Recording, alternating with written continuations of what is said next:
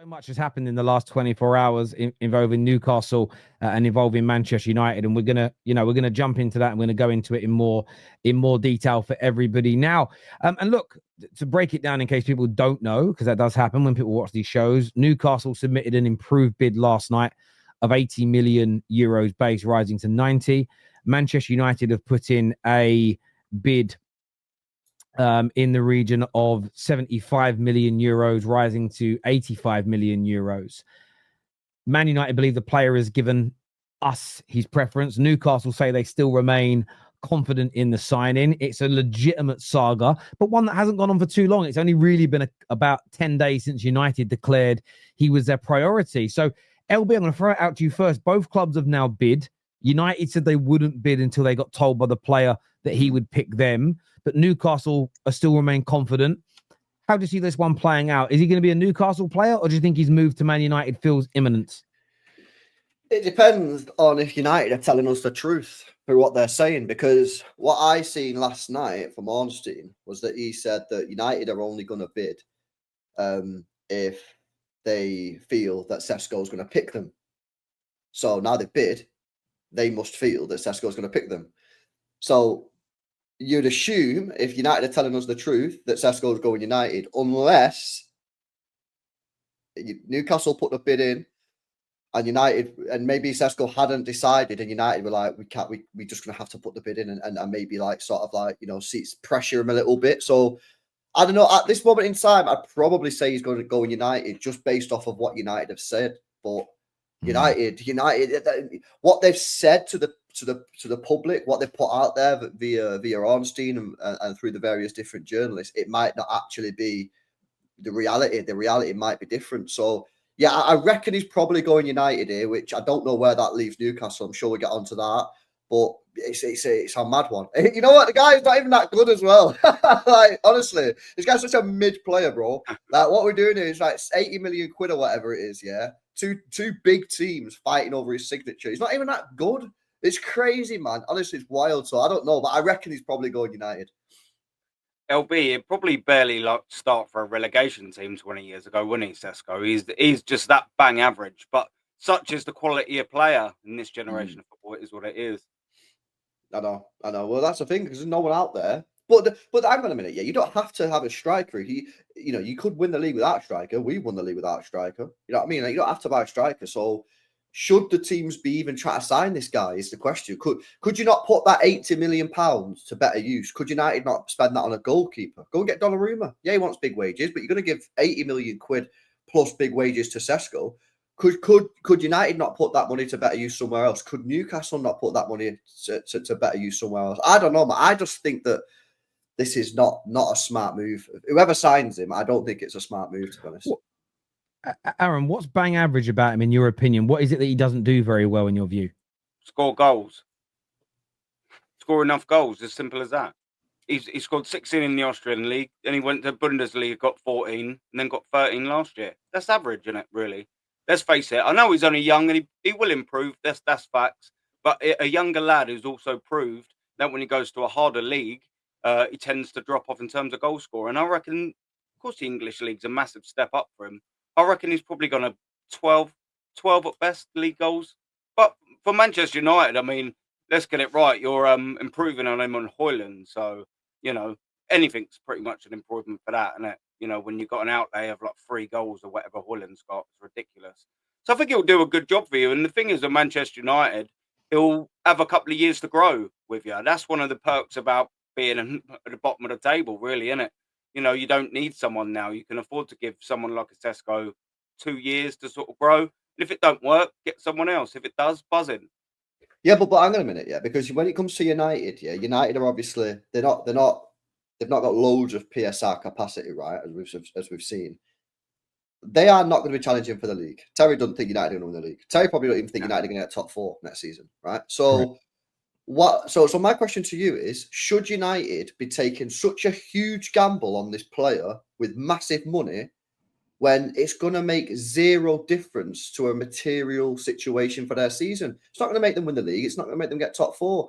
I think United now. Newcastle's a bit different, yeah, because Newcastle are trying to get back in the top 4, and they might want to see themselves in a title race, and they're in the Champions League. But I just think United should be spending this money elsewhere on the pitch. I mean, now granted, if this striker was like a clinical striker, and I thought he's mega fairs, but I just think it's such a huge gamble, and there's so many areas of your pitch that, like, but go and get Baleba. I'm telling you now, Terry, yeah, Baleba for United would be 10 times more effective and more impactful to your team than Benjamin Sesko would be. I'm telling you that for a fact, mate. So, go on, sorry, Tal. Go on, Aaron, you go first, and then I'll come back. Go on. Yeah, wouldn't you sort of think, though, considering Manchester United, like you said, ain't going to be challenging for the league, they're probably not going to be challenging for the top 4. Do you not think that's actually a really good time to buy someone like Sesko to build for the future for 2 years? If you can get to that level, then you will be challenging maybe. They've not got the error room, because obviously now everybody knows you need Champions League in it. You need Champions League so you can get the money in. Once you get the money in, that helps you free up the PSR capacity. Yeah, you look at Liverpool spending all the money. City have never had PSR problems for the last 4 or 5 years because we're constantly in the Champions League. United fall out the Champions League, and all of a sudden they've got this PSR constraints. You know, Newcastle last year not in the Champions League, all of a sudden got PSR constraints. I just think United, yeah, this signing is not going to get them back in the Champions League, and it's such a huge transfer fee. Look at Højlund. Now, if they were to sell Højlund, how much are they going to get? It's difficult to offload. Same with Xerxes. It's a lower transfer fee than we pay for Højlund. It's 65 million we've bid. There's not the add-ons will come if he does well and we progress and everything else. And it's been put into euros, but it's a 65 million pound bid, where Rasmus was 74 million. So it is a cheaper deal than what we spent on Rasmus. It's so expensive though, Terry. But it is. It is expensive. And I understand that. And there is a gambling element to it. But there's a few things I wanted to break down. So, yes, Manchester United have... we do and we don't have PSR issues. And the reason I say that is this.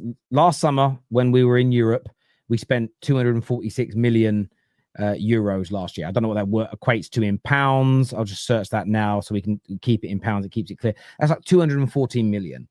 If we get this Sesko bid accepted and we land him, that's 192 million spent so far this summer.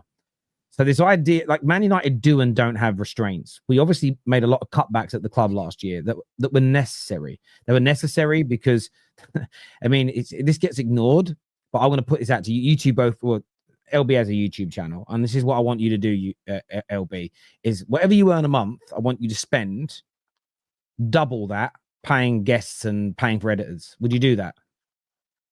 No. I know it sounds like a dumb question, but that's why I had to ask it, because that's what the people running our club before Ineos came in were doing. We increased their revenue by 100 million, but at the same time we went, all right, that's great. We increased the outgoings by 200 million. That's why the redundancies had to come. Our wage bill was dropped by around 70 million a year, and yes, we're spending this summer. But Mbeumo's only come in on 150, Cunha's on 180. I want to say only. It's a lot to you and I. But you actually look at our star signings for the past 10 years, look what they've come in on, 200s, 250s, 300s instantly. That's gone. That behavior over a couple of years means we're going to have money this summer, which we've demonstrated we've got. We're going to have money next summer because it's a whole year with those cuts still in place. It's a whole year with a much lower wage bill. That gives you hundreds of millions of pounds to spend on more players. So the financial side of things I'm not too concerned about, although I still want the debt gone and we've still got constraints. The Baleba point you make, he's a dream for me. I'd love him. There's two issues with that. One, he's not for sale for love nor money. It's why no one is trying to buy him. Like, his name's been, you've not seen his name linked to anyone all summer. I don't believe that, sorry. I don't believe he's not for sale. No, well, I believe everyone's got a price, especially. Okay, yeah, but this is it. So there is a price.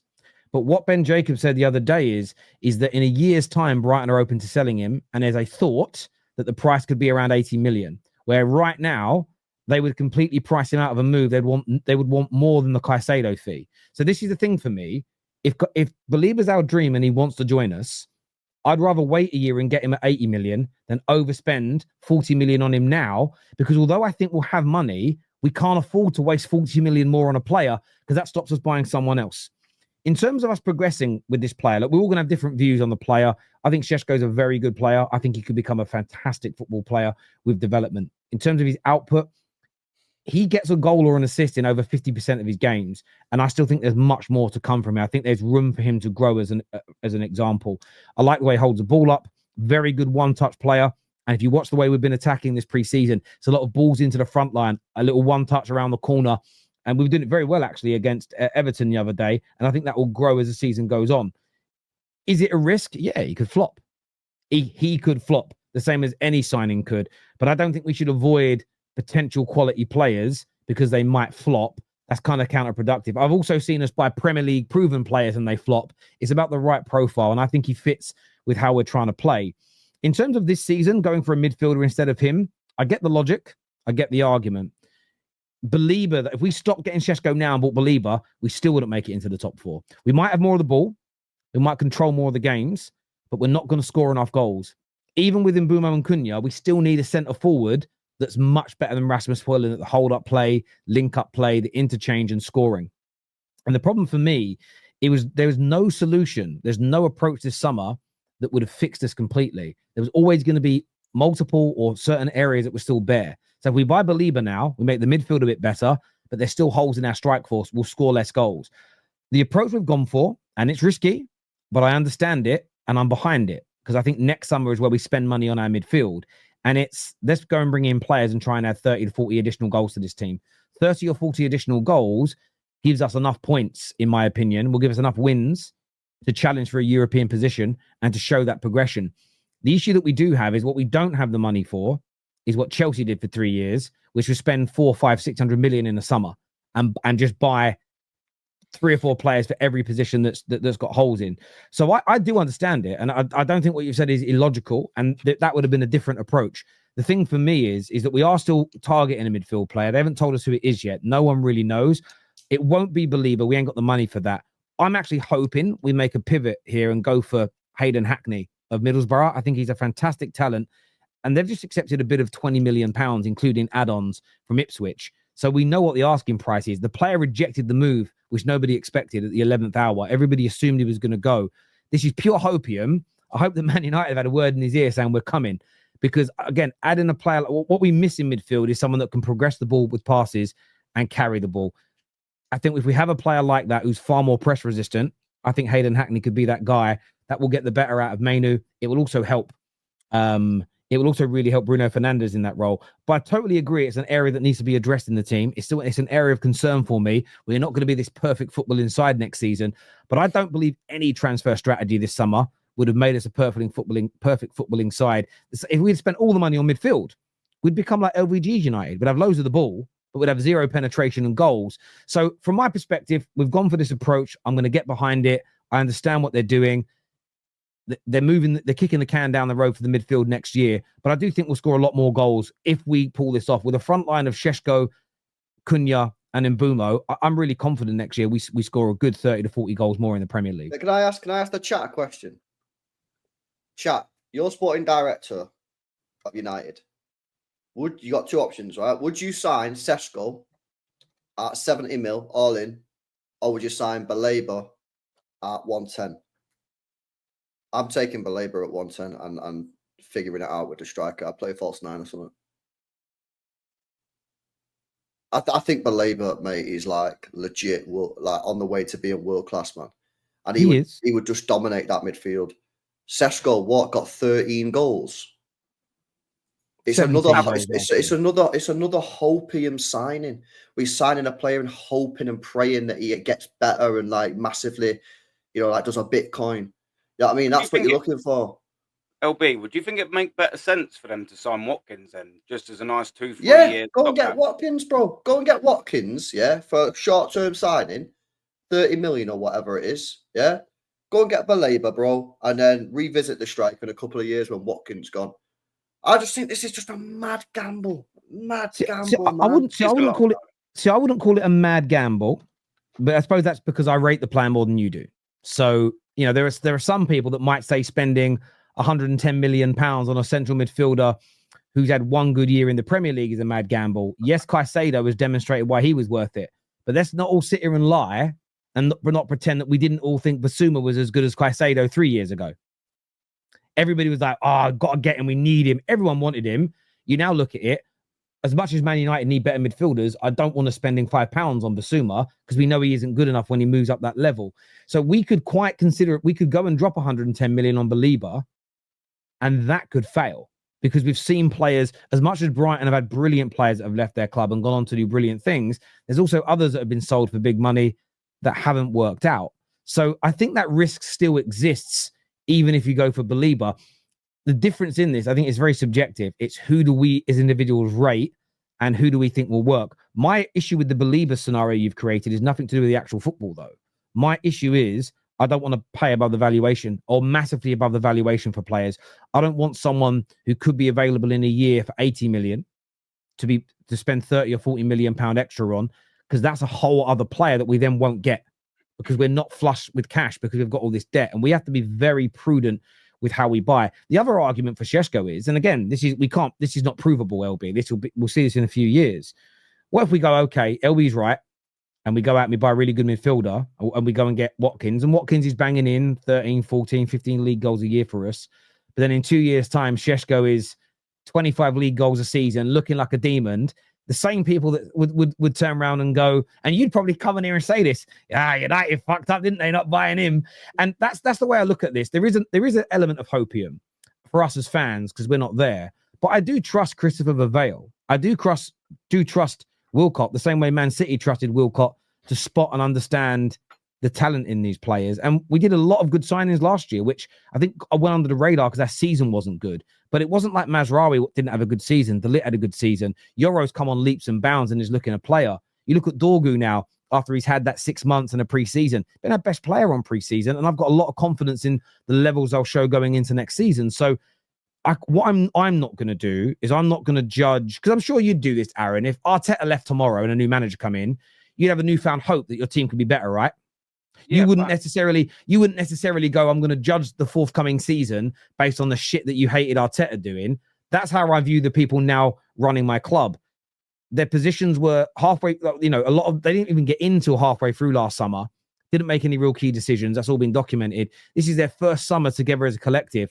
I'm just going to give it some time. I trust them so much more than the previous decision makers. And I'm quite relaxed about it. I am biased here because I like the player. I've always liked him, even when I really wouldn't want Arsenal to get him. Although I would have preferred you to have got him to Gyökeres because I think he's fucking better. But look, it's going to be an interesting one. What do you, on United, let's pivot away from United for